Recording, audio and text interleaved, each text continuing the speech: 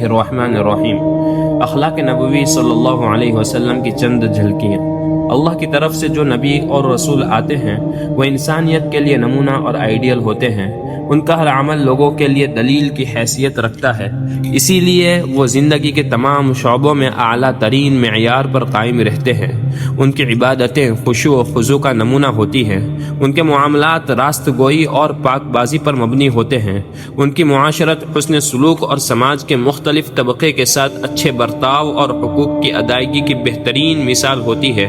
وہ اخلاق کی اعلیٰ سطح پر ہوتے ہیں، اعلیٰ ترین سطح پر ہوتے ہیں۔ یہ بات اس لیے بھی ضروری ہے کہ نبی کا بنیادی فریضہ دعوت و تبلیغ ہے، اور دعوت کے مؤثر ہونے کے لیے ضروری ہے کہ وہ مدعو پر اس کے اخلاق و سلوک کے بہترین نقش ثبت ہوں، کیونکہ محبت اور خوش اخلاقی سخت سے سخت دل کو بھی پگھلانے کے لیے طاقت رکھتی ہے۔ قرآن مجید میں مختلف انبیاء کرام اور ان کے اقوام کے واقعات ذکر کیے گئے ہیں۔ ان واقعات میں قوموں کی اپنے انبیاء کے ساتھ بدسلوکی و بد زبانی، اور اس کے مقابل میں انبیاء کی طرف سے انتہائی درجہ تحمل و بردباری اور خوش گفتاری کا ذکر ملتا ہے۔ جناب محمد صلی اللہ علیہ وسلم کی زندگی کا مطالعہ کیا جائے تو صاف معلوم ہوتا ہے کہ آپ صلی اللہ علیہ وسلم بلند اخلاق کی اعلیٰ ترین سطح پر تھے۔ اسی لیے قرآن مجید میں آپ صلی اللہ علیہ وسلم کے بارے میں کہا گیا انک لعلی خلق عظیم۔ اکثر اخلاقی کمزوریوں کی بنیاد یہ ہوتی ہے کہ انسان کے قول و فعل میں تضاد ہوتا ہے۔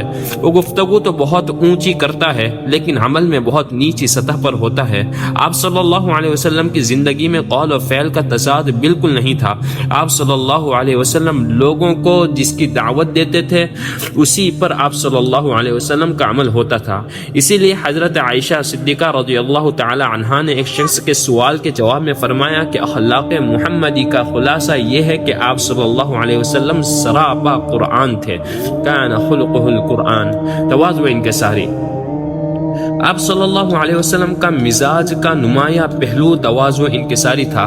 آپ مقام نبوت پر فائز ہیں اور پورا جزیرۃ العرب آپ کے قدموں میں ہیں، لیکن تواضع اور سادگی کا حال یہ تھا کہ گھر پر خود جھاڑو دے لیتے، بازار سے سودا لاتے، جوتی پھٹ جاتی تو اسے سی لیتے، بکری کا دودھ دھو لیتے، کھانے کے لیے بیٹھتے تو نہایت تواضع کی کیفیت کے ساتھ، اور فرماتے ہیں کہ میں اس طرح کھاتا ہوں جیسے غلام کو کھانا چاہیے۔ انا آکل کما یأکل العبد۔ اگر کوئی غریب آدمی کسی معمولی سی چیز پر مدعو کرتا تو اس کی دعوت بھی قبول فرما لیتے، مریضوں کے گھر پہنچ کر ان کی عیادت کرتے، غلاموں کی دعوت بھی قبول کر فرماتے، ہر عام و خاص کے جنازے میں شریک ہوتے۔ گدھے کا معمولی سوار سمجھا جاتا تھا مگر آپ اس کی بھی سواری کیا کرتے تھے، اور اگر کوئی غلام دعوت دے تو اسے بھی قبول فرماتے تھے۔ لوگ تعظیم کے لیے کھڑے ہوتے تو منع فرما دیتے۔ اگر کسی باندی کا بھی کوئی کام ہوتا اور وہ بھی سرے راہ اپنی کسی ضرورت کے لیے روکتی تو رک جاتے۔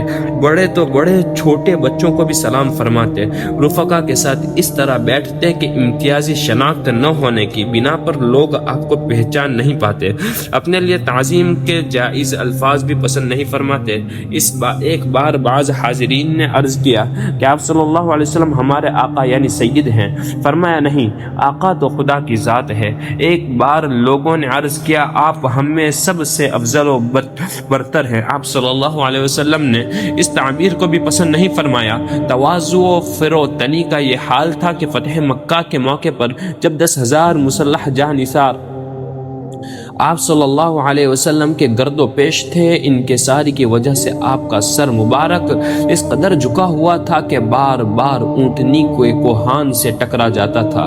آپ کا رہن سہن بھی تواضع کا مظہر تھا۔ ایک بار حضرت عمر فاروق رضی اللہ تعالی عنہ بارگاہ اقدس میں حاضر ہوئے تو دیکھا کہ آپ کھلی چٹائی پر آرام فرما رہے ہیں جس پر کوئی بستر بھی نہیں، اور سر مبارک کے نیچے چمڑے کا تکیہ ہے جس میں چھالیں بھری ہوئی ہے۔ بدن مبارک پر چٹائی کے نشانات ہیں۔ حضرت عمر رضی اللہ تعالی عنہ یہ منظر دیکھ کر رونے لگے۔ آپ صلی اللہ علیہ وسلم نے سبب دریافت کیا تو کہنے لگے اللہ کے رسول قیصر و کسریٰ تو عیش و عشرت میں زندگی گزار رہے ہیں اور آپ اللہ کے رسول ہونے کے باوجود اس حالت میں ہیں۔ ارشاد ہوا کیا تمہیں یہ بات پسند نہیں کہ ان کے لیے دنیا ہو اور ہمارے لیے آخرت؟